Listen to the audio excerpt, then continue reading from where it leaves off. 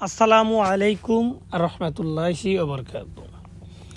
আজকে আবারও আলোচনা করব আপনাদের মাঝে একটা কুফরি তাবিজ নিয়ে।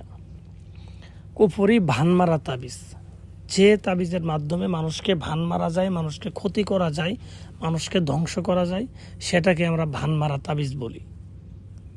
তো মূলত তাবিজগুলো কিন্তু ভান মারা তাবিজ নেই, মূলত ক্ষতি সাধন করা তাবিজ। এগুলোর নাম হচ্ছে ক্ষতি সাধন করা তাবিজ। আর ক্ষতি সাধন বলতে বিভিন্ন ক্ষতি হইতে পারে। কাউকে অন্ধ করা, কাউকে বুবা বানানো, কাউকে প্যারালাইসিস করা, বা কাউকে মেরে ফেলাটা এটা সর্বশেষ স্টেপ।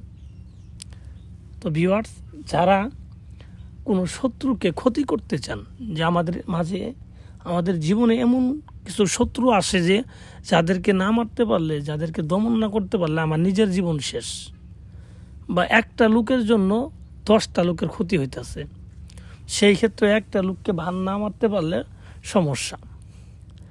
আবার কিছু মানুষ আছে যাদেরকে প্রকাশ্যে কিছু করা যায় না, তো গোপনে করা লাগে। তা আমার প্রকাশ্যে করার মতো শক্তি নেই, ঠিক আছে, সামর্থ্য নাই, আমার তো গোপনে কিছু করতে হবে। ঠিক আছে, যারা একেবারে বিপদে পড়ে গেছেন তারাই কিন্তু এই ভানের কাজগুলো করবেন। তো ভিউয়ার্স, যারা করতে চান শুধু আমার কাছে একটু অনুমতি নেবেন। ঠিক আছে, আমি অনুমতি দিয়ে দিব, আপনারা কাজ করবেন, 72 ঘন্টার মধ্যে কাজ হয়ে যাবে।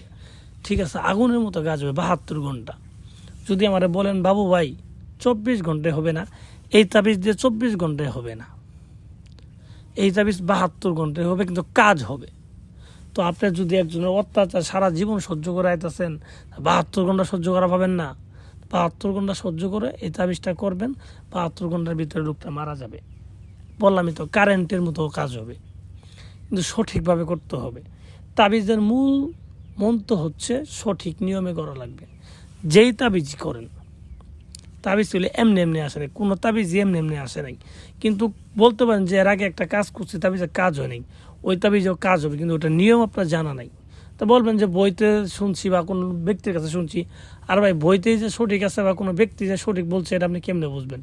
সঠিক থাকলে তো কাজই হইতো। তাবিজ এগুলো কাজ হবে, প্রত্যেকটা তাবিজে কাজ হবে 100%। সঠিক নিয়ম জানা ব্যক্তি লাগবে। তো আজকে আপনাদের এই তাবিজটা তো দিচ্ছি, সাথে সঠিক নিয়মটাও বলে দিব। তো আমি যেইভাবে বলবো ওই নিয়মে আপনারা করবেন।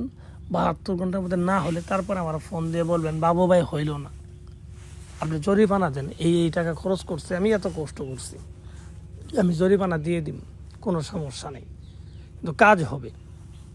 তো কিভাবে করবেন আমি বিস্তারিত বলে দিচ্ছি, মনোযোগ সহকারে আমার কথাগুলো শুনেন। প্রথমে এই তাবিজটা করার আগে আপনি নিজে উপোস থাকবেন। শনিবারের দিন করবেন, শনিবারে কাজ কমপ্লিট করার আগ পর্যন্ত কিছু খাবেন না।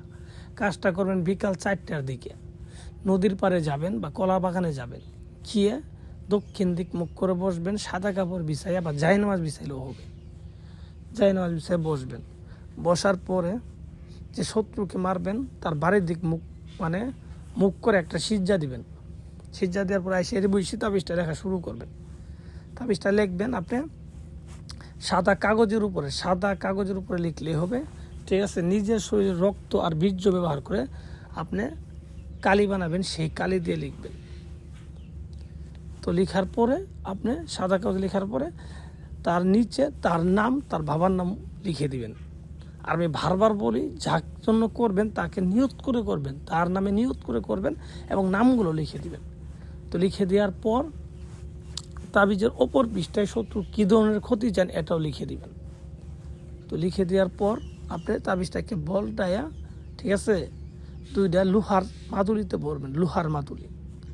তো ভরার পরে আপনি একটা মাদুলি যে জায়গায় লেখছেন সেই জায়গায় যদি কলা গাছ থাকে, কলা গাছ, তাহলে একটা কলা গাছের ভিতরে এই তাবিজটা ঢুকাই দিবেন, কোনো ব্যক্তির জন্য আপনাকে না দেখে চুরি করে, কারণ কলা গাছটা মারা যাবে। তো আরেকটা তাবিজ কী করবেন, আরেকটা তাবিজ যে কোনো একটা নোংরা জায়গায়, প্রস্রাবখানা বা পাবলিক টয়লেট, এগুলোর মধ্যে ফেলাই দিবেন। ফেলাই দিয়ে সোজা বাড়িতে চলে যাবেন আর 72 ঘন্টা অপেক্ষা করবেন।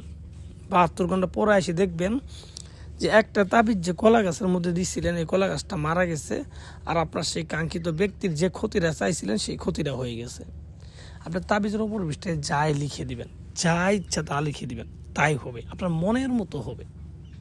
ঠিক আছে, গুলির মতো কাজ করবে, বললামই তো। যদি এই নিয়মে করতে পারেন তো ভিউয়ার্স ভালো থাকবেন, সুস্থ থাকবেন, অবশ্যই আমার জন্য দোয়া করবেন।